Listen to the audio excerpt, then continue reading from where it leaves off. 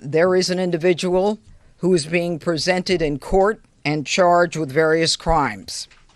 31-year-old Elias Rodriguez of Chicago, Illinois, is now charged by complaint after his initial appearance before U.S. Magistrate Judge Matthew Sharbaugh with the following: murder in the first degree for the murder of 30-year-old Yaron Levshinsky, a foreign official and official guest of the United States. Mr. Levshinsky was here on official business for the State of Israel. The defendant Rodriguez is also charged with 2 counts of murder in the first degree for both Yaron Levshinsky along with 26-year-old Sarah Lynn Milgram of Kansas. In addition, there are several felony firearms charges for discharging a firearm in the middle of a violent crime and for causing the death of an individual through the use of that firearm. Now, this investigation is continuing, and as you can see, we have most of the stakeholders here today who will be given an opportunity to speak with you. But what I want to be clear about today, since this is the first time you're hearing from me, is that this is a horrific crime, and these crimes are not going to be tolerated by me and by this office.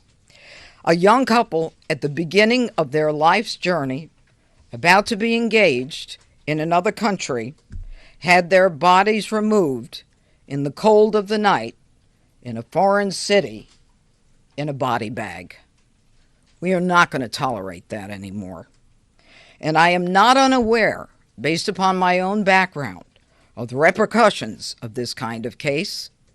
This is the kind of case that picks at old sores and old scars, because these kinds of cases remind us of what has happened in the past that we can never and must never forget. I want to mention one thing. The Capitol Jewish Museum in Washington, D.C., where this young couple had been at an event, was built around a brick building. That brick building was previously a synagogue called Adas Israel. It was one of Washington's first synagogues, a congregation that was created in 1869. And Ulysses S. Grant, our president, actually attended the dedication of that synagogue. And so to this day, that synagogue and that area remains a cornerstone of the Jewish community in D.C. Let me also say that violence against anyone based on their religion is an act of cowardice. It is not an act of a hero. It is the kind of case that we will vigorously pursue. Anti-Semitism will not be tolerated, especially in the nation's capital. Now, we're going to continue to investigate this as a hate crime and a crime of terrorism, and we will add additional charges as the evidence warrants. So this charging today is the initial charge. Remember, we're less than 24 hours from the crime itself. And we are working furiously and diligently with our partners behind me. We've got massive amounts of evidence that we are vetting, we are verifying, and we are reviewing. This is the start and not the beginning. And finally, let me say this. President Donald Trump appointed me to this position. This is the nation's capital. We should all be proud of this capital. And the president wants D.C. safe. And I and the partners behind me are going to do everything we can to make people proud of this city, whether they're from this city, from the country, or from other parts of the world. Thank you. Now I'm going to call on Mayor Muriel Bowser. Good afternoon. I'm Muriel Bowser. I'm Mayor of Washington, D.C. I want to thank Judge Pirro for inviting us today. I'm joined by the Chief of the Metropolitan Police Department, Pamela A. Smith. Metropolitan Police Department is the local D.C. police. We are here to echo what the U.S. Attorney has said, that this crime will not be tolerated in our city. We're grateful for the partnership with our federal partners. MPD and the FBI have worked hand in hand on this investigation and will continue to do so. I also want to acknowledge our families in Washington, D.C. who are suffering and who are afraid and fearful for what this act has done to their sense of safety. But we know that feeling is represented around the globe. Earlier today, I convened a meeting with the Mayor's Interfaith Council, where we spoke with leaders of congregations and Jewish institutions across D.C., as well as D.C. council members and the Attorney General for Washington, D.C. We heard our leaders reiterate messages of love and solidarity with the Jewish community. Sadly, we have had practice standing together as a community to fight anti-Semitism, both in hate speech and in hateful acts. And so in this moment, we stand shoulder to shoulder as one community, united in love, but also committed to justice for this young couple. I also had the opportunity to speak with the Smalls family, and Sonny Smalls is well known in Washington, D.C., and his family has poured decades of time and love into making sure we have the Capitol Jewish Museum in Washington, D.C. And one special aspect of that museum is that it celebrates local Jewish life. It focuses on DC Jews and how they have been a part of our culture and building the city that we love. So once again, our city stands with our community, working with our institutions to make sure we have all the resources that we need to support them. And with that, Judge, I'll turn it over to Chief Smith. Good afternoon, everyone. I'm Chief Pamela A. Smith, the Chief of Police of the Metropolitan Police Department. Let me begin by reiterating my condolences to the family and friends of Yaron Lazinski and Sarah Milgram. I also want to thank Mayor Muriel Bowser, Judge Pirro, and Director Jensen for their collaborative effort and support around this tragic incident. What I also will say is that everyone at the Metropolitan Police Department is holding the family in their thoughts and in their prayers. Our detectives have been working around the clock in close partnership with our federal partners, and this effort regarding this investigation has been a collaborative effort. All of the agencies involved in this investigation have been coordinating seamlessly overnight. Members of the Metropolitan Police Department's Office of Homeland Security Intelligence are working in partnership with the FBI to analyze the suspect's activity prior to the shooting. Around D.C., and I want to speak specifically to the community here in the District of Columbia, around D.C. you will see an increased presence of law enforcement officers around the community. You will find us around our faith-based organizations. You will see an increased presence around our schools and places like the D.C. Jewish Community Center. We stand shoulder to shoulder with our Jewish community. I also met, along with Mayor Bowser, with some of our faith leaders. I was moved by their desire to ensure that we keep our city safe and we keep our Jewish community members safe, and we are ready to support them in any way possible as we move forward. Most folks in this city know that I take the relationships that we have with our religious communities very seriously.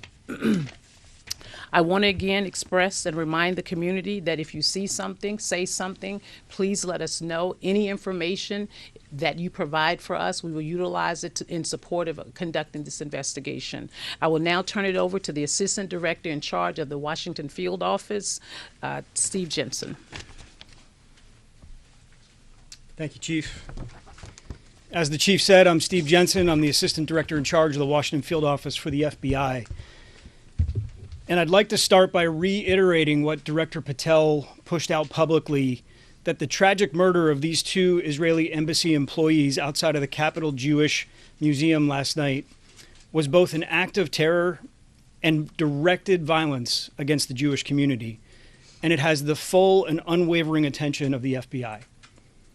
The FBI Washington Field Office, JTTF, has been in lockstep with MPD, and with the assistance of FBI offices across the country, we're continuing to investigate and contact the subject's associates, his family members, and coworkers. We are also executing search warrants for his electronic devices, reviewing his social media accounts, and all of his internet postings. Regarding some internet postings, we are aware of some writings that are purported to have been authored by this subject. We're actively investigating to determine both the authorship and the attribution of these writings, if they belong to this subject or not. I'd like to thank our partners in the U.S. Attorney's Office for bringing these significant federal charges in quick order within 24 hours or less than of the time of this incident. Make no mistake, this attack was targeted anti-Semitic violence, and it won't be tolerated. These significant charges are a step towards restoring justice for the victims and their families, but our work is not done. The FBI will continue to pursue all leads and use all available resources to investigate this attack. We join MPD in affirming that there is no ongoing threat to this community. And we're also seeking assistance from the public. We do have gaps in this investigation currently. We know the subject landed in the DC area on May 20th and that he was taken into custody on May 21st. We're asking the public, anybody who had contact with the subject, anybody who knew his whereabouts or where he was located during that gap of time, to contact the FBI at 1-800-CALL-FBI or to submit an online tip at tips.fbi.gov. And with that, I will turn it back over to Judge. Thank you very Thank you, ma'am. much. All right, we'll take a couple questions. Go ahead. Yes, we had spoken to a witness who said that this was a private event, that it wasn't publicized. So is there any idea how he actually knew about this and showed up at this specific event? You know, that's something that we're investigating right now. I think that, Chief, you'd agree with me on that. That's the kind of thing. Do we know? And That's still under investigation. yeah, we're looking at that. There's a lot. Everybody understand. This is fluid. It's happening now. Go ahead. Madam U.S. Attorney, you mentioned terrorism. Can you speak to any possible nexus to terrorism? And Assistant Director Jensen, are you confident that this gunman acted alone? Is there any indication at this point that he was inspired? And then also curious if the chief has any concerns about copycat attacks. Well, first of all, let me say that we're going to continue, as I said, to investigate this as an act of terrorism and as a hate crime. And as we do so, we will bring additional charges whenever those charges are warranted and provable. And I suspect as we go forward, before we get to the grand jury itself, that there will be more charges added. Yes, sir. Has there been any indication from the investigation so far that the subject was on the radar for the FBI or some other investigative agency around the country? Was he involved in any activism that might have put him on the radar? And also, if you would also, on the issue of whether there were anybody else connected to him, obviously those writings were posted, and the timing of that, we're wondering whether you've seen any indication that someone connected to him might have been associated with posting those? So a lot of questions. Okay. Let me try and break it down. Sorry. Chief, I think you addressed some of this yesterday when we first initially briefed the public on this matter. There was nothing in criminal records or in our holdings that indicated that this person was previously known to us or would have popped on our radar or MPD's radar. We know that he originated outside of the district, came in for a conference on May 20th, and was a resident in the Chicagoland area. That's what we know about him currently.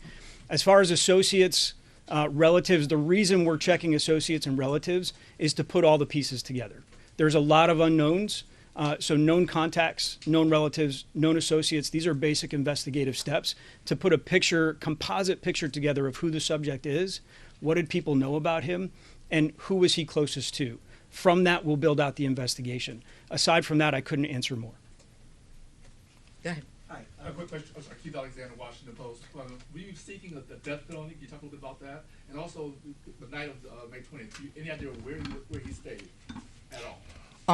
I think that we have an idea of that, but let me just say that you know, the president and the attorney general have both indicated that in cases where the death penalty is warranted and seems appropriate, we will use it. It's far too early to say whether that is the case, but this is a death penalty eligible case. And what about the night of May 20th? Do you want to talk about that, Chief? No, I think No. it's still a part of the investigation. Definitely still part of the investigation. Yeah, I don't want to get into the weeds. I think that right now he's been arraigned. He's been presented. Excuse me. It's in progress. It's in progress. Okay. Yes, sir. Can you just, Mr. Jensen, can you just clarify one thing you said? You said he was in town for a conference. Was that a different conference than the one, than the event? And could you tell us more about what that particular event is and then another? So we're still looking into the nature of the conference, we believe associated with his work, and we are contacting his employer and trying to figure out what the nature of his job was. We believe the reason for his flight was related to a conference for his work. What's the nature of that work? I don't have it at the top of my head. And then the other question is, he seems to have been sort of stalking, I forgot what the word was, pacing in front of this event. And he seemed to have had pretty easy egress in and out of the place. What does that say about the level of security, and are you investigating that for, and Mayor Bowser, are you considering increasing security around these sorts of events and institutions? So regarding the movements of the subject, obviously still very much a part of the investigation, composite of collected videos, witness statements to put a full picture together before I would comment on any one particular act that he may or may not have been observed doing. As far as security goes for a private entity, I wouldn't comment on that. And as far as posture goes, I would defer to the mayor. I think that the director is correct. This was not a event that falls into our special events category, where MPD and other government agencies have a stood-up posture. This was a relatively small event at a museum, so MPD or the government agencies wouldn't stand up additional resources unless they were requested or unless we got a call for service. More than that, I will say that we have had a local program and a federal program that have helped institutions, faith institutions, and others who have been concerned about violence, anti-Semitism, or other hateful speech and rhetoric. And very recently, we have issued grants, and we have issued grants over the last several years to those institutions to harden their security, add cameras, add additional security, and I believe that the museum has done some of those things. I'm going to sneak one last thing in. All right. I just want to follow up with this. We've been advised that the defendant has appeared in court. He's had an attorney appointed. He's been advised by the judge that he could be punished by death or by life. And, of course, we sought detention. The defendant waived his right to a detention hearing and concedes to detention. And right now a preliminary hearing is set for June 18th at 1 o'clock. So it is done. One clarification, Mr. Jensen. You are not ruling out that this manifesto might have been written by this gentleman, right? We don't know. We don't know, and that's still very much a part of the investigation. Sorry. Okay. We good? Can I All ask right. the Thank chief- you all. can Yes, I sir. ask the chief- One more. Yes. Were any MPD officers working details at this event last night, perhaps off duty? And then a follow-up to that, when you say, the FBI say the targeted event, do you believe the victims were targeted or simply the event was targeted? So let me answer your first question, Mark. MPD was not assigned to that event. As you know, you've heard me say on last night, there were security officers assigned to the event, but not Metropolitan Police Department members. On or off duty? On or off duty. Okay. And then the targeting, was that the event that was targeted or these two individuals specifically targeted? We're not saying at this time. Yes. Chief, one question that people are interested in is that it was announced and fairly well known that the Jewish Museum a short time ago, opened a major LGBT exhibition, and we were wondering if the investigation is looking into whether the suspect might have known something about that or might have. Sir, we are looking into absolutely everything. There is so much information we're looking at, and I must tell you, coming from New York, I've never seen the cooperation and the collaboration that I'm seeing here. It was immediate, it was instant, it was coordinated, and my hat's off to this area. And we're going to clean it up. Thank you. Is that you? No, but Yeah. Thank you all.